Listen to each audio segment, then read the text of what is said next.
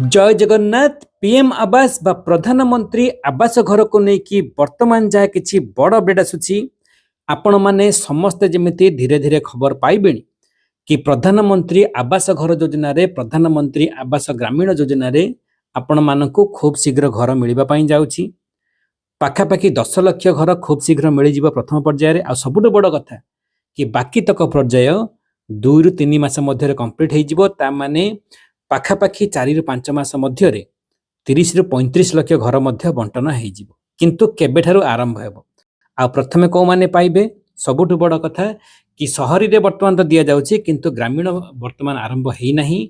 संपूर्ण मात्रा रे मागणा घर मिलवा सहित आपण मानकु 2 ट्रिप मागणा रे बाली मध्य मिलवा पाई जाउची। कारण सहरी योजना रे आपण समस्त जानती लोन आकार रे घर मिलुची सब्सिडी आकार रे, ठीक अछि। किंतु ग्रामीण रे संपूर्ण निशुल्क सहित 2 ट्रिप मागणा बाली मध्य मिलिबो। तो प्रकृति रे आज आमे जानिबा कि प्रधानमंत्री आवास घर योजना रे केबेठारु घर बंटन प्रक्रिया आरंभ होई जिवो।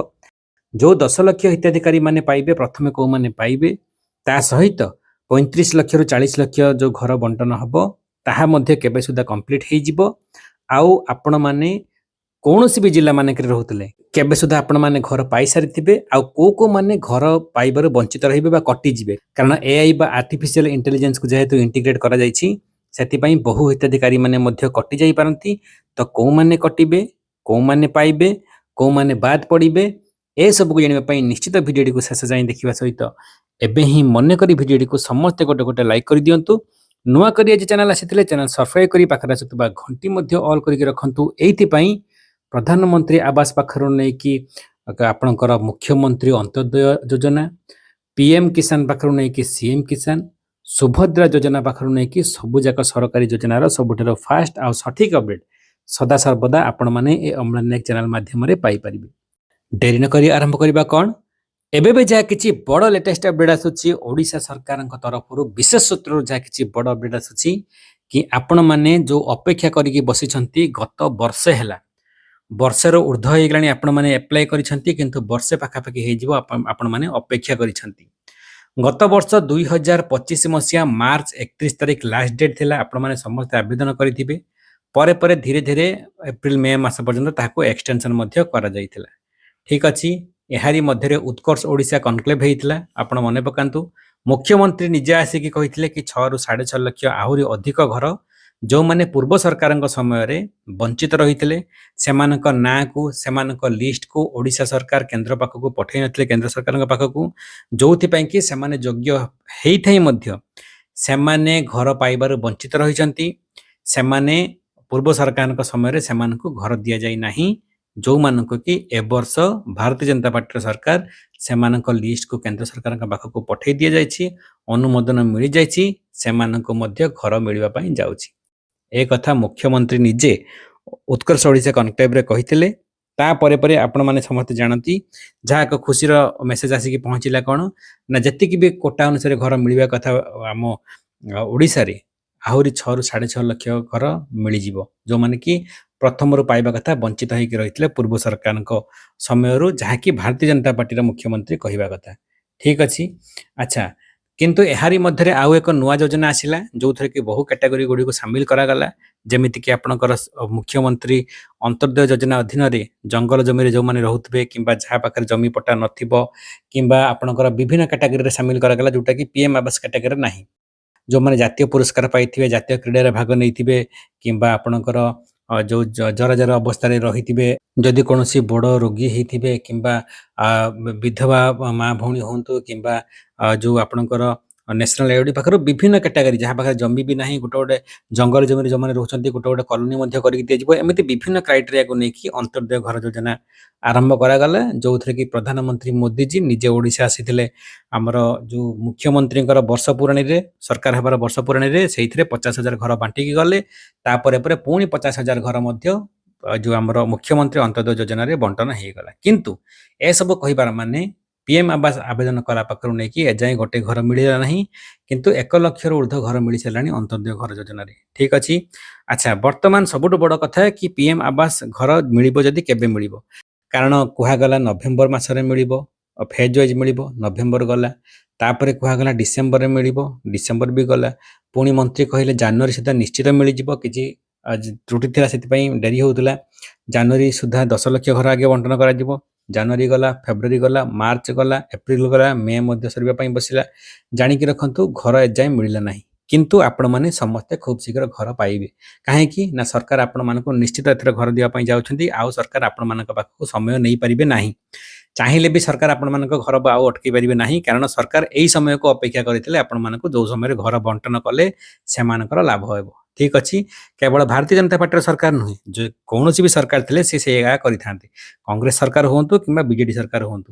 ବିଜେଡି ଯେମିତି ନିର୍ବାଚନ ସମୟରେ ବି କାଳିଆ ଯୋଜନା ଆଣିଥିଲା, ପିଠା ଯୋଜନା ଆଣିଥିଲା, ବିଭିନ୍ନ ଯୋଜନା ଗୁଡ଼ିକ ଆଣିଥିଲେ। ଆଉ ନିର୍ବାଚନୀ ସମୟରେ କାଳିଆ ଟଙ୍କା ଦିଆଯାଇଥିଲା। ବହୁ ଗୁଡ଼ିଏ ଏମିତି ବିଜେଡି କରିଥିଲା।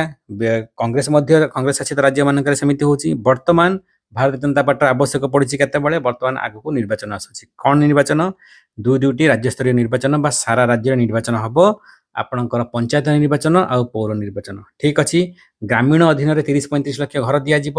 30-35 ଲକ୍ଷ ଘର ନ ଦେଇକି ସରକାର କିମ୍ବା ସରକାରଙ୍କ ଦଳର ଯେଉଁମାନେ ନେତା ଅଛନ୍ତି, ମନ୍ତ୍ରୀ ଅଛନ୍ତି, ସେମାନେ କେବେ ଭୋଟ ମାଗିବାକୁ ଆସିବେ କି? ଯଦି ଆସିବେ ବିରୋଧ ଭାଷାର ସାମ୍ନା ହେବେ। ଲୋକମାନେ ପଚାରି ପାରନ୍ତି, ଆସେମ୍ବଲି ଇଲେକ୍ସନ ପୂର୍ବରୁ ଆପଣମାନେ କହିଥିଲେ କି ସରକାର ଆସିଲେ ଘର ଦିଆଯିବ, ଯେଉଁମାନେ ପାଇନାହାନ୍ତି ସେମାନଙ୍କୁ ବଣ୍ଟନ କରାଯିବ। 2 ବର୍ଷ ପାର ହେଇଗଲା କିନ୍ତୁ ଏଯାବତ୍ ଘର ମିଳିଲା ନାହିଁ। ଘର କାହିଁ? ପୁଣି ଭୋଟ ମାଗିବା ପାଇଁ ଆସିଲ। ତ ସରକାର କ'ଣ କରିବେ ନା ଘର ବଣ୍ଟନ କରିଦେବେ। କରିଦେଇ ସାରିଲା ପରେ ଆସିବେ, ଯେଉଁଥିପାଇଁ କି ଓଲଟା ସେମାନେ ଛାତି ପିଟିକି ଜନସାଧାରଣମାନଙ୍କ ଆଗରେ, ଭୋଟରଙ୍କ ଆଗରେ କହିପାରିବେ ଆମେ ଯାହା ପ୍ରତିଶ୍ରୁତି ଦେଇଥିଲୁ ସେଇଆ କଲୁ। ସୁଭଦ୍ରା ଟଙ୍କା ଦେବା କଥା କହିଥିଲୁ, ସୁଭଦ୍ରା ଟଙ୍କା ଦେଲୁ, ଅଧା ଅଧି ଦେଇସାରିଲୁଣି। ଆଉ ଆପଣଙ୍କର ଧାନ MSP 3100 ଟଙ୍କା କରିବା କଥା ତାହା ବି କଲୁ। ଆମେ ହେଉଛି ଯାହା ବି ପ୍ରତିଶ୍ରୁତି ସେମାନେ ଦେଇଥିଲେ ସେମାନେ ସବୁ ଯେଉଁ ପାଳନ କରିଲେଣି ବୋଲି ସେମାନେ ଅଲରେଡ଼ି ଗଣେଇ ପାରିବେ। ତାଙ୍କର ଯାହା କିଛି ଯେଉଁ ଅବଦାନ ରହିଛି ତାକୁ ଗଣେଇ ପାରିବେ। ଆଉ ଯଦି PM ଆବାସ ଘର ଆଉ ଭତ୍ତା ଟଙ୍କା ଯେଉଁ 3000 ଟଙ୍କା, ଏଇ ଦୁଇଟି ବଡ଼ ଯେଉଁ ଘୋଷଣା ହେଇଥିଲା ତାହା ବାକି ରଖାଯାଇଛି। ଏପଟେ ଆପଣଙ୍କର ତ ଆୟୁଷ୍ମାନ ଯୋଜନା ତ ଲାଗୁ କରିଦିଆଗଲା। ଆୟୁଷ୍ମାନ ବ୍ୟୟବନ୍ଧନ ଯୋଜନାରେ ମଧ୍ୟ 70 ବର୍ଷରୁ ଉର୍ଦ୍ଧ୍ୱ ସମସ୍ତଙ୍କୁ ମଧ୍ୟ କାର୍ଡ଼ ମିଳିସାରିଲାଣି। ତ ତେଣୁକରି ରାସନ କାର୍ଡ଼ରେ ବହୁ ହିତାଧିକାରୀ ପାଇନାହାନ୍ତି ରାସନ କାର୍ଡ଼ ଏପର୍ଯ୍ୟନ୍ତ। ଆଉ ବାର୍ଦ୍ଧକ୍ୟ ଭତ୍ତା, ତା ସହିତ PM ଆବାସ, ଏଇ 3ଟି ମେଜର ଜିନିଷ ରହିଛି ଯାହାକୁ କି ଆପଣଙ୍କର ଫୋକସ୍କୁ ରଖାଯାଇଛି ପଞ୍ଚାୟତ ନିର୍ବାଚନକୁ ଆଉ ପୌର ନିର୍ବାଚନକୁ। ଠିକ୍ ଅଛି, ତା ପୂର୍ବରୁ ନିଶ୍ଚିତ ଆପଣମାନଙ୍କୁ ମିଳିଯିବ। କୋଡ୍ ଅଫ୍ କଣ୍ଡକ୍ଟ ଲାଗୁ ହୋଇଯିବ ଆପଣଙ୍କର କେବେ ସୁଦ୍ଧା ନା ନଭେମ୍ବର ଡିସେମ୍ବର ସୁଦ୍ଧା କୋଡ୍ ଅଫ୍ କଣ୍ଡକ୍ଟ ଲାଗୁ ହୋଇଯିବ। ତା ପୂର୍ବରୁ ଘର ବଣ୍ଟନ ହେଇକି ଆପଣମାନଙ୍କର ଘର ମଧ୍ୟ ୱାର୍କ ଅର୍ଡର ମଧ୍ୟ ମିଳିଯିବ, ପଇସା ମଧ୍ୟ ମିଳିଯିବ। ଆପଣ ଘର ପାଇସାରିଥିବେ, ଯେଉଁଥିପାଇଁ କି ସରକାର ସେତେବେଳେ ଭୋଟ ଜିତିବା ପାଇଁ କିମ୍ବା ପଞ୍ଚାୟତ ନିର୍ବାଚନ ଜିତିବା ପାଇଁ ସରକାରଙ୍କୁ ସହଜ ସାଧ୍ୟ ମଧ୍ୟ ହେବ।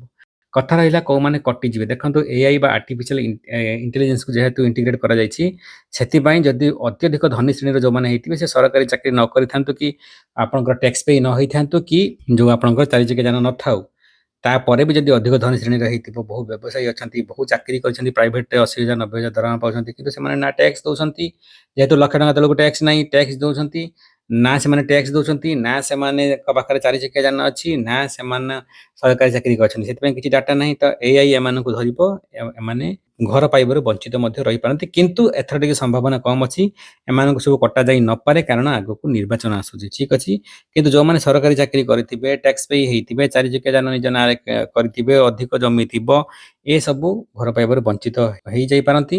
କାରଣ ଏଥର କୋହଳ ମଧ୍ୟ କରିଦିଆଯାଇଛି କ୍ରାଇଟେରିଆ, ଯେମିତି ଆପଣ ସମସ୍ତେ ଜାଣନ୍ତି ଯେତେ ପାଇବେ ସେତେ ଘର ପାଇବେ, ବାପା ଅଲଗା ପୁଅ ଅଲଗା ଘର ପାଇବେ। ତା ସହିତ ଏପଟେ ଆପଣଙ୍କର କ'ଣ ହେବ ନା ଯେଉଁ 10,000ରୁ ବୃଦ୍ଧି କରାଯାଇକି 15,000 ଟଙ୍କା ପର୍ଯ୍ୟନ୍ତ ସର୍ବନିମ୍ନ ଆୟ ମାସିକ ମଧ୍ୟ ହେଇଯାଇଛି। ଏମିତି ବହୁ ଗୁଡ଼ିଏ କ୍ରାଇଟେରିଆ ହେଇଯାଇଛି। ତ ସେଇ ଅନୁସାରେ ବହୁ ହିତାଧିକାରୀ ଏଥର ଯେହେତୁ ନିର୍ବାଚନ ପୂର୍ବରୁ ଘର ଦିଆଯିବ, ବହୁ ହିତାଧିକାରୀ ପାଇଯିବେ।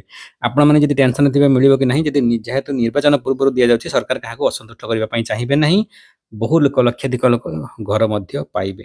କିନ୍ତୁ ଡେରି ହେଲେ ବି ଭଲ ଖବର ଆପଣମାନଙ୍କ ପାଇଁ, ବହୁ ହିତାଧିକାରୀ ଏଥର ଘର ପାଇବା ପାଇଁ ଯାଉଛନ୍ତି। ଆପଣମାନଙ୍କର ଆଉ ମତାମତ କ'ଣ, ଦ୍ୱନ୍ଦ୍ୱ କ'ଣ, ପ୍ରଶ୍ନ କ'ଣ, ନିହାତି କମେଣ୍ଟ ମାଧ୍ୟମରେ ଲେଖନ୍ତୁ। ଭିଡ଼ିଓ ଭଲ ଲାଗିଥିଲେ ବହୁ ମାତ୍ରାରେ ସମସ୍ତଙ୍କ ପାଖକୁ ସେୟାର କରନ୍ତୁ। ଏ ଖୁସି ଖବରଟିକୁ ସମସ୍ତଙ୍କୁ ନିଶ୍ଚିତ ଜଣାଇବା ସହିତ ଛୋଟିଆ ଲାଇକ୍ ଭିଡ଼ିଓ ଦେବା ପାଇଁ ଭୁଲିବେନି। ଜୟ ଜଗନ୍ନାଥ, ବନ୍ଦେ ମାତରମ୍।